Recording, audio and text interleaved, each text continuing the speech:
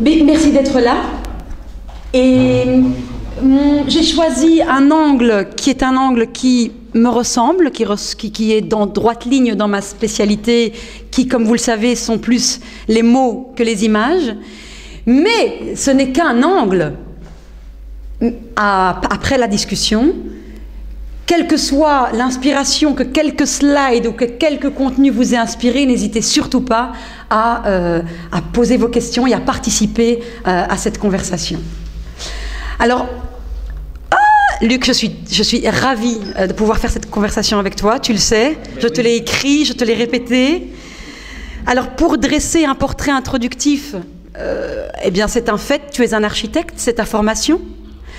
Le propre d'un architecte, comme je l'ai mis sur mon deuxième slide, c'est d'être projeté vers le futur, puisque un architecte propose sur papier des plans sur lesquels sont dessinées des choses qui n'existent pas encore.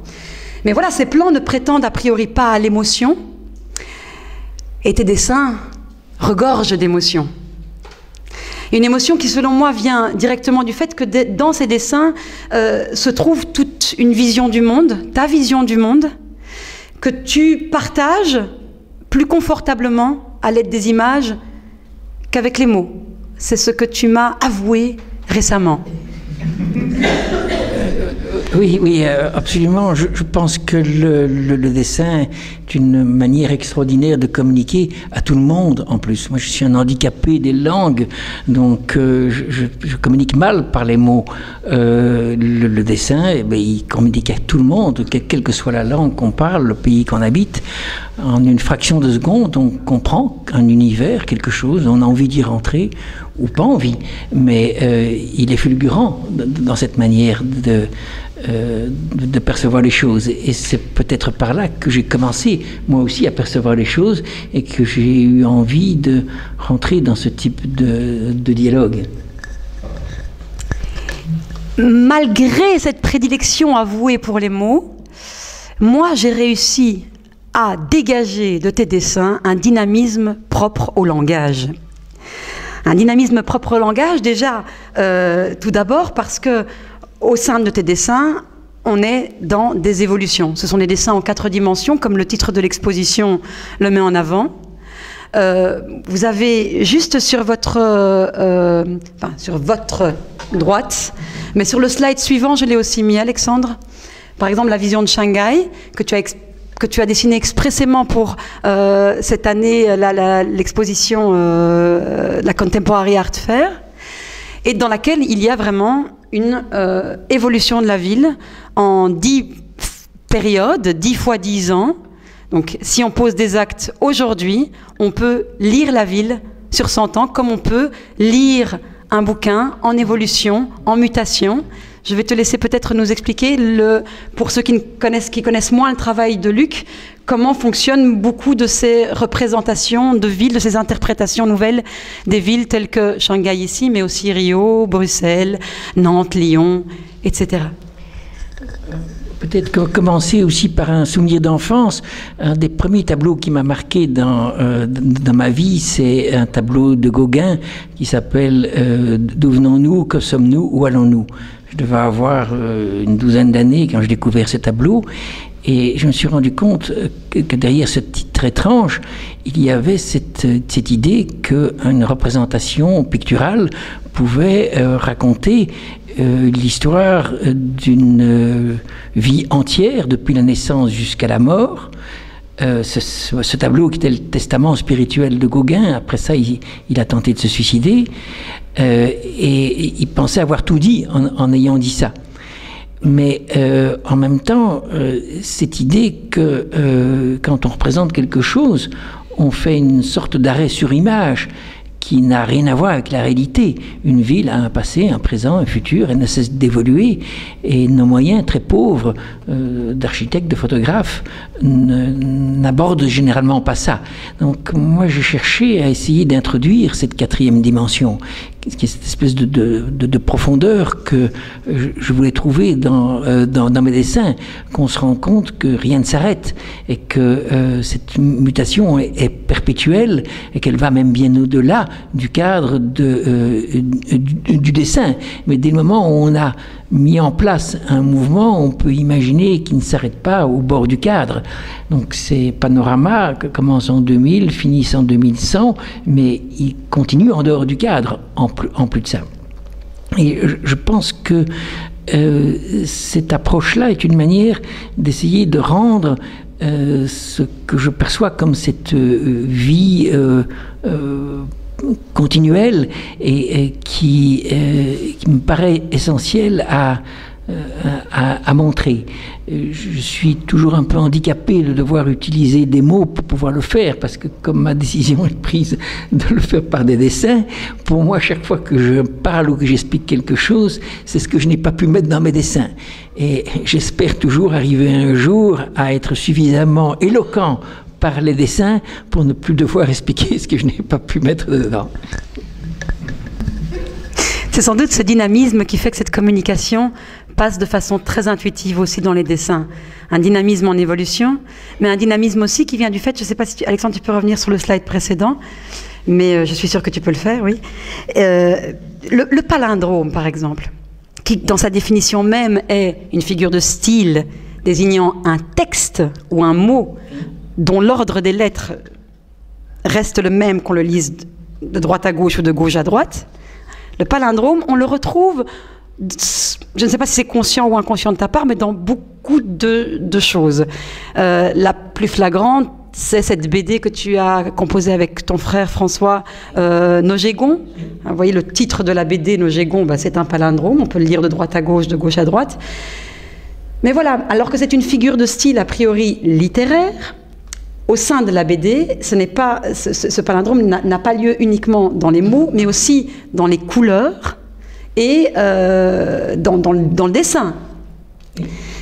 Et tu souhaites en parler peut-être de la BD ou je continue sur le palindrome? Et lors de la conférence, quand on a préparé les petites vidéos que vous avez vues un petit peu défiler tout à l'heure, ce sont des vidéos qu'on a préparées pour Shanghai, tu as parlé d'une inspiration qui avait été quand même assez importante pour toi au-delà de Gauguin, qui est Mies van der Rohe, et son fameux « less is more ». Donc c'est une formule avec des mots à la base qui, dans les mains de Monsieur Scheuten, va être lue à double sens, voire même plus. On va continuer tout de suite. Donc, moi, ce qui m'avait fasciné, c'est que Mies van der Rohe avait résumé toute sa philosophie et toute sa démarche en 5 bâtonnets. En 5 bâtonnets qui étaient lisibles partout, par n'importe qui, n'importe où dans le monde. Et c'était pourtant un langage codé, mais que tout le monde peut comprendre très facilement. Moins égale plus. Et devant la beauté de cette simplicité, de cette espèce d'évidence, j'étais vraiment fasciné en me disant comment est-ce qu'on peut arriver à autant de rigueur, de force d'expression là-dedans. Et peut-être aussi que quelque chose me fascinait tout autant, c'était de dire que moi, ce que je ressentais du monde aujourd'hui dans lequel je vis, c'est que ce n'est pas ça les valeurs. C'est que les valeurs, elles se lisent plutôt dans ce sens-ci. Et je l'ai exprimé dans un autre dessin. C'est du toujours plus pour moi est égal à du toujours moins pour vous, pour le restant du monde. Et là aussi, on retrouve ce simplisme dans l'équation, mais qui est excessivement vrai. Et je trouve ça assez fascinant d'avoir une telle lisibilité dans aussi peu de choses. Alexandre, si tu mets 2 slides plus loin, oui. On va voir justement comment de la formule renversée, on arrive au dessin, qui est en fait, vous êtes bien assis, il s'agit là d'une non-affiche. C'est ça? J'appelle ça anti-affiche. Une anti-affiche, pardon, une anti-affiche. Donc, pourquoi utiliser des mots qui existent, des concepts bien installés, allons dans l'interdisciplinarité, allons dans la lecture plurielle, et explique-nous un petit peu ce que c'est que ce projet qui est encore en cours ou que tu as terminé, qui est un projet tout récent, l'anti-affiche. L'idée, c'est que nous sommes noyés dans des informations partout autour de nous, publicitaires, qui nous engagent à consommer des choses qui nous sont complètement inutiles et que nous allons un jour, que nous allons très vite jeter, qui vont encombrer nos poubelles. L'idée est évidemment que on peut peut-être lutter contre cela en exprimant un monde différent. Un monde qui nous expliquerait ce qui nous attend, enfin en tout cas une autre perception de voir les choses. J'ai appelé anti-affiches parce qu'elles ne sont pas verticales, elles sont horizontales, et elles n'incitent pas à consommer, mais plutôt à ne pas consommer, et surtout à réfléchir, à rentrer dans un processus de réflexion qui me semble important maintenant. C'est à questionner ou amener les gens à se poser des questions.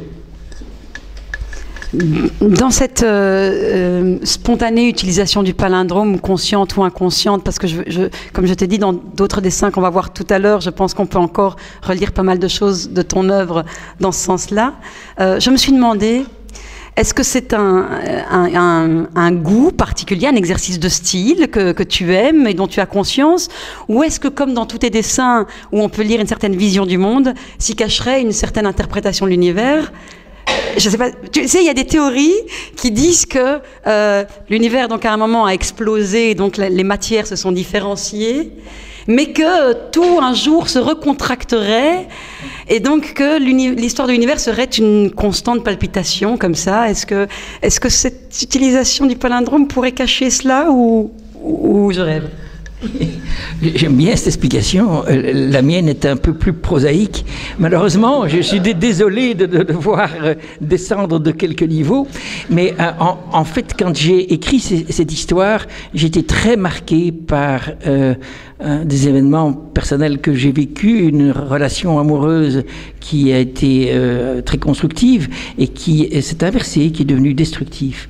Et cette sensation de dire que tout ce qu'on a construit a été démoli, mais il y a eu cette montée, cette redescente, ça m'avait vraiment fasciné. J'ai vu à ce moment-là cette espèce d'axe de symétrie où on monte et puis on redescend.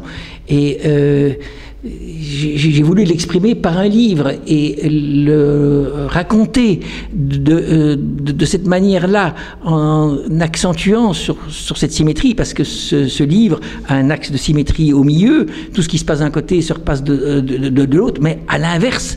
Et quand on retourne les choses, elles ne sont plus du tout les mêmes que ce qu'elles étaient dans l'autre sens. Ce qui est construit est démoli, et ça ne ressemble pas à ça. Mais pourtant, c'est un miroir. Et c'est là que j'ai commencé à imaginer les différentes choses qui peuvent se passer sous forme de ce miroir. Et ça correspond en fait assez bien à ce que nous sommes nous-mêmes. Nous sommes des êtres qui sommes symétriques dans un sens, dans une seule dimension. Dans les deux autres, nous ne sommes pas symétriques. Le bas et le haut, l'avant et l'arrière ne se ressemblent pas. Et les miroirs, ils nous inversent que dans le sens dans lequel nous sommes symétriques. Donc j'ai toujours méfié des miroirs, parce qu'il y a là quelque chose de très pernicieux, c'est d'avoir choisi de nous inverser seulement dans le sens dans lequel on était à peu près symétrique. Et toute l'histoire joue sur cette espèce de décalage qu'il y a entre les différents aspects de cette réflexion. Alors, à mon tour de faire le miroir et d'inverser les choses. Bonsoir, bienvenue.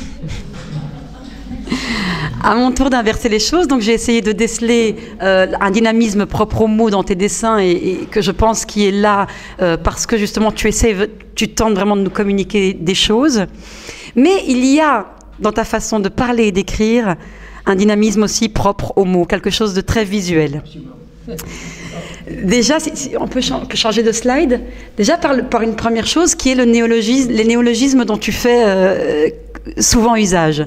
Archiborescence, qui est un de tes récents ouvrages, ou habitarbre, hein, voilà, moi, dès que je prononce le mot habitarbre, même si j'ai jamais entendu ce mot, je sais de quoi il s'agit. Parce qu'on a tout de suite les images, et c'est vraiment très efficace. Tu prends du temps pour trouver tous ces néologismes ou c'est spontané? Je pense qu'ils arrivent assez rapidement parce que je cherche en effet quelque chose qui est compréhensible par tout le monde, mais qui montre qu'il ne s'agit pas de la référence dans quelque chose qui existe, puisque mon travail est d'essayer de montrer cette espèce d'autre possible, c'est-à-dire quelque chose qui n'a pas encore été expérimenté, qu'on n'a pas encore vécu, et qui m'intéresserait beaucoup d'aller voir ce qui se passe de ce côté-là. Et pour ça, en utilisant un mot qui définit déjà une chose existante, on n'est pas dans le vrai. Et j'aime bien ouvrir une porte vers un univers qui est encore inexploré. Et alors, au-delà du néologisme, on a aussi la métaphore. Hein. Donc, justement, dans cet ouvrage Archiborescence dont vous avez vu la petite image là et qu'on a ici à la galerie, il y a un texte introductif que tu as écrit, qui est une métaphore. Et j'ai vraiment envie de vous la lire ou de te laisser la lire, je ne sais pas ce que tu préfères. Parce que vous allez voir défiler, vraiment on dirait une partie de film. On a tout de suite les images. Notre société industrielle ressemble à un énorme train qui fonce à toute allure dans la nuit noire. Avec un ronflement tranquillisant, il avance, mais personne ne sait vers où il va. Par le pare-brise avant de sa motrice de tête, la visibilité est quasi nulle. Dans le poste de pilotage, il n'y a personne. Mais juste derrière, se trouve un wagon-restaurant confortable, où des hommes discutent dans une ambiance feutrée. Ce sont les décideurs de la planète, les chefs d'État des grandes puissances, les hauts fonctionnaires, les chefs d'entreprise et autres responsables qui devisent en résonance sur la faible portion de paysage éclairé par les phares avant du TGV.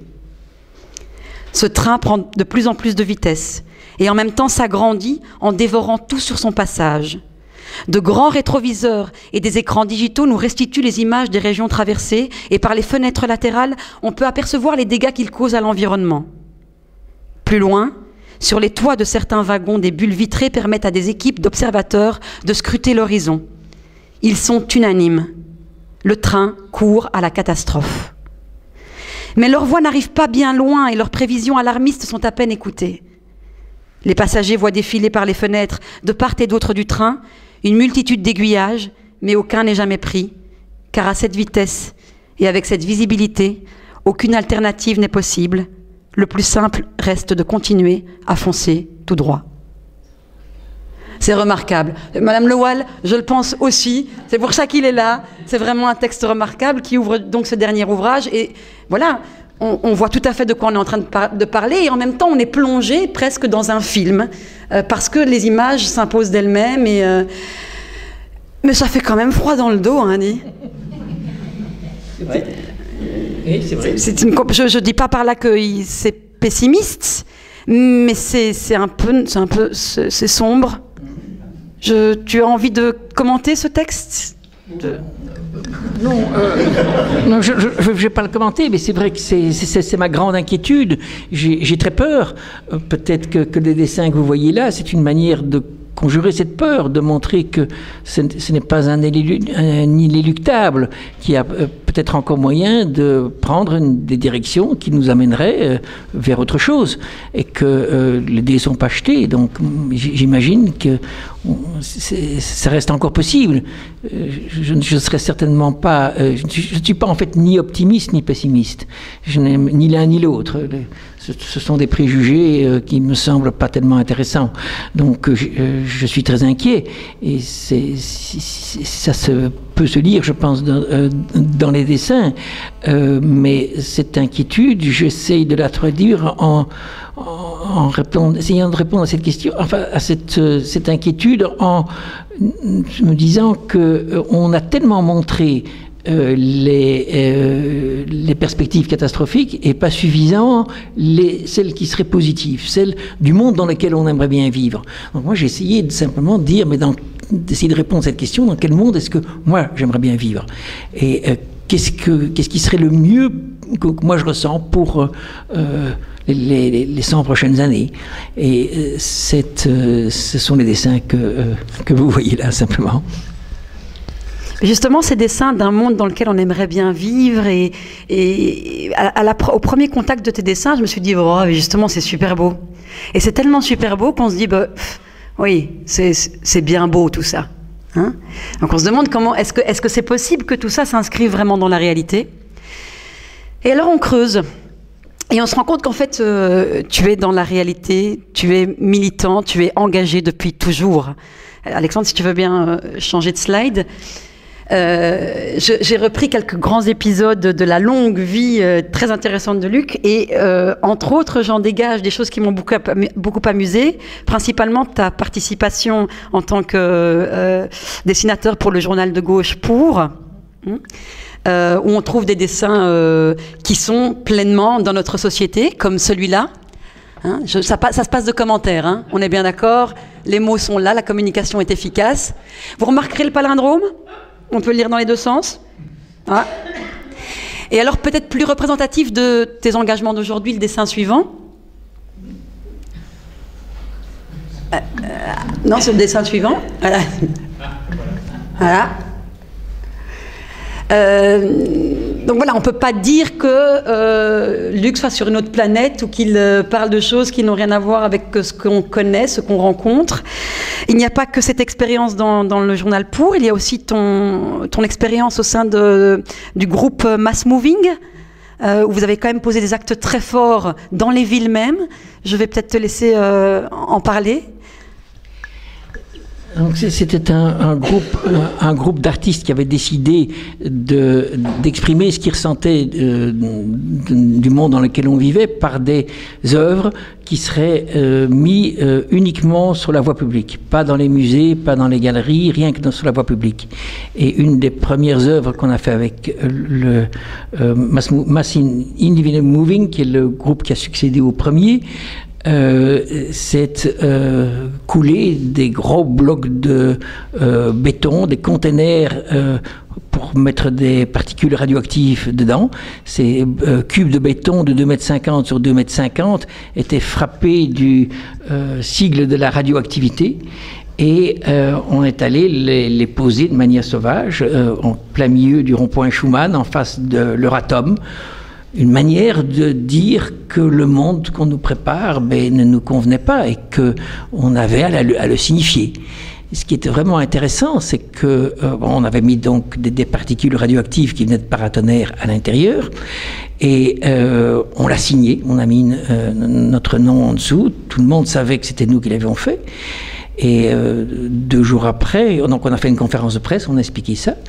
Et l'armée est venue, ils ont bouclé la place même Schuman, et l'armée est venue, ils ont pris ces conteneurs et ils les ont jetés dans la mer avec les autres conteneurs radioactifs. Alors qu'il n'y avait que des morceaux de paratonnerre, les mêmes que ceux qu'on met sur notre toiture.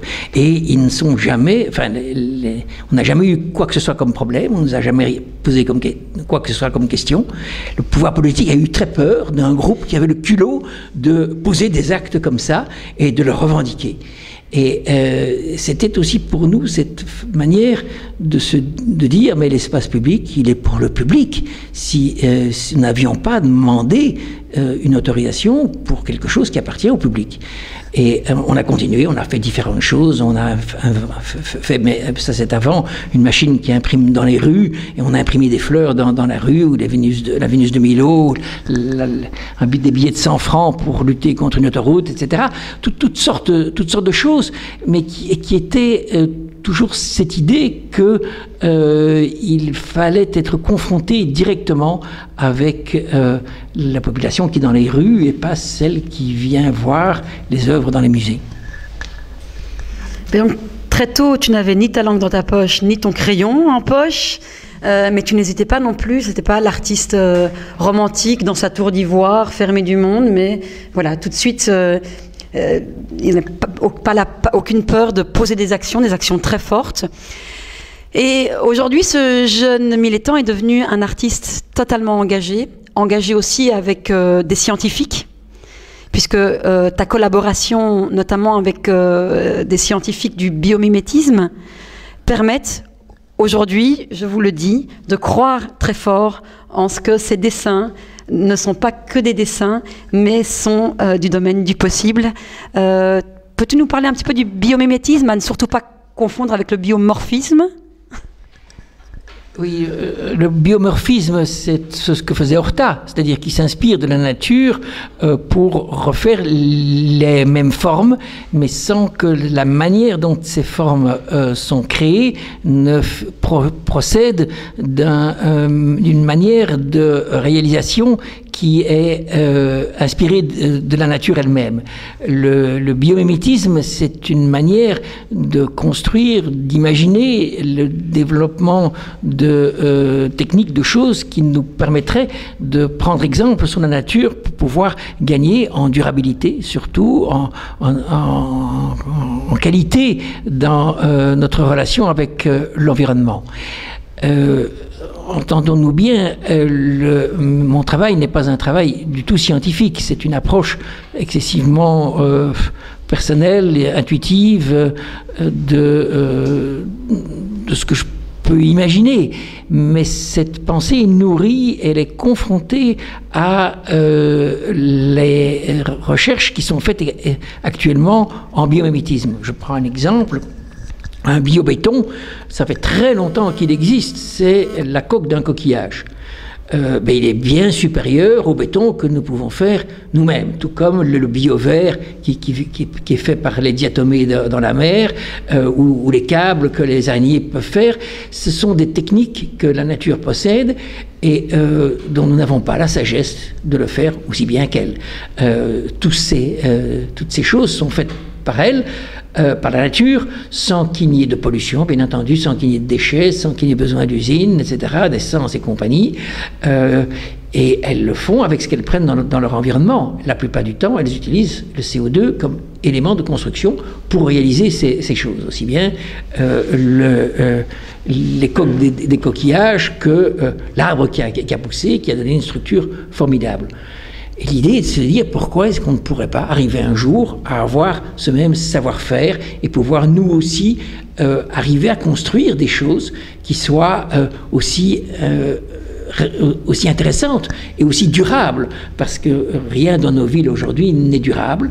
Par contre, tout ce que la nature fait, par définition, est durable. Donc j'imagine des villes qui fonctionnent comme des vastes écosystèmes, l'emboîtement des différentes choses qui fonctionnent en complémentarité, qui sont en symbiose et qui forment un vaste organisme vivant qui collaborent et qui gèrent ensemble l'espace qu'ils utilisent pour ne créer jamais aucune nuisance, aucun déchet, aucune pollution. Ce serait évidemment formidable, mais personne ne connaît actuellement la recette pour ça. Et beaucoup de recherches sont faites ponctuellement pour essayer de fabriquer un bio-verre ou un biobéton. Moi, j'essaye simplement de donner mon interprétation de ces recherches dans quelque chose qui est fait pour essayer de donner envie à d'autres d'occuper cet univers. C'est vrai que tu n'hésites absolument pas à engager de toi dans tous ces projets que tu réalises. Et j'ai pas mal d'exemples par rapport à ça. Vous avez vu la première photo dans la voiture. C'est vraiment une voiture qui fonctionne et avec laquelle Luc se promène dans les rues de Bruxelles. Donc, il est tout à fait tout de suite repérable. Hein. Si vous voyez cette voiture, c'est lui, c'est personne d'autre pour l'instant. Mais aussi, je ne sais pas si tu peux changer. Voilà. Dans une autobiographie fictive d'un de tes ouvrages récents, tu n'hésites pas non plus à mettre en scène ton propre décès, qui adviendrait en 2035, une mort accidentelle lors d'un vol d'essai en ornithoplane à ailes battantes. Donc, on retrouve l'humour du jeune militant que tu n'as pas perdu. Un humour noir quand même, hein ? Tu m'en voudras si je dis ça ? C'est ton interprétation. Le noir existe comme le blanc, et je ne vais pas le rejeter. Il est tout à fait nécessaire pour mettre en valeur le blanc. C'est vrai que j'ai, dans ce livre qui était une vision du futur, voulu que ma biographie réponde à cet objectif et soit elle aussi une projection à long terme, avec tous les aléas que l'on peut imaginer dans l'expérimentation de cités bioclimatiques et des choses comme ça. Donc c'était intéressant pour moi de pousser ma réflexion sur ma propre vie, parce que je ne fais pas de distinction entre ce que je fais et ce que je suis. C'est une seule chose. Et j'aurais très peur de séparer ce que je fais de ce que je suis. Donc tu n'hésites pas non plus à donner des conférences, mais aussi à proposer des parcours pédagogiques, parce que cette stimulation au jeu biomorphique, tu le stimules au sein des jeunes en leur proposant des parcours qui les aident à regarder leur réalité et à s'en inspirer pour essayer de rentrer dans cette dynamique-là. Mais alors du coup, ça me fait très fort penser à ta propre éducation, puisque dans le bouquin Filiation, on en parlait encore tout à l'heure avec deux de tes sœurs qui sont présentes aujourd'hui ce soir.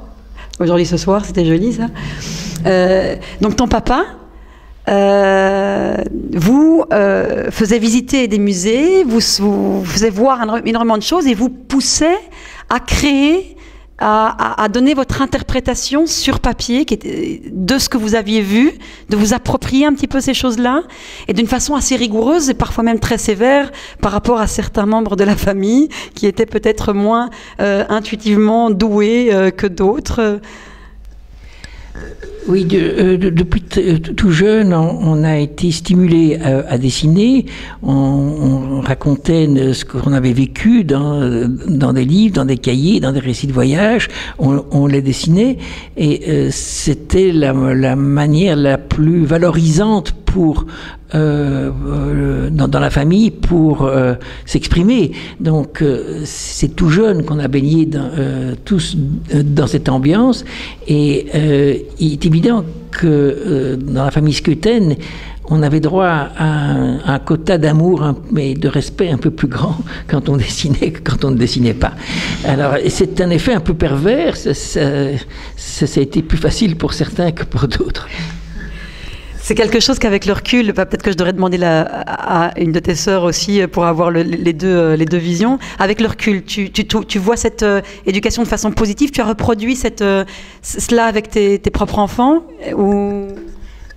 J'ai reproduit beaucoup de choses, mais je n'ai certainement pas voulu faire mettre mes enfants dans des catégories. Ils dessinent ou ils dessinent pas, c'est de leur propre choix.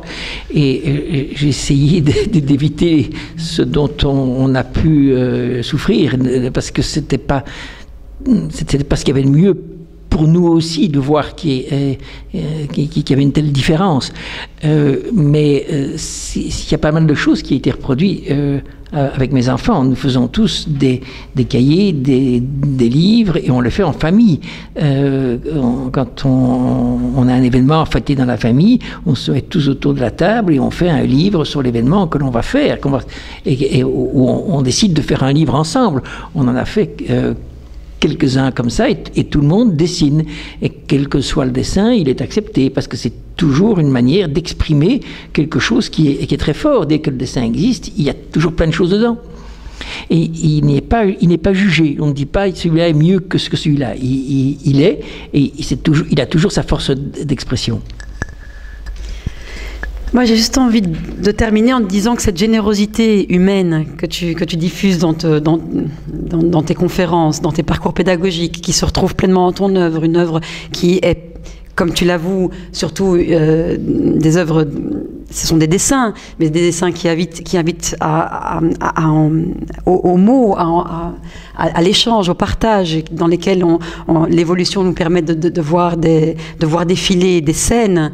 Moi, qui ne suis pas du tout élevée à l'image, qui suis dans une toute autre sphère de création, eh bien, j'y ai trouvé une matière ultra intéressante pour un projet présent. C'est sur le prochain slide.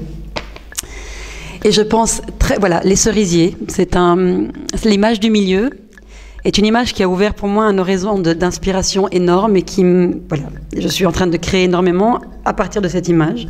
Je voudrais t'en remercier. Je pense que c'est vraiment possible parce que cette générosité, ces lectures plurielles est omniprésente et je t'en remercie beaucoup.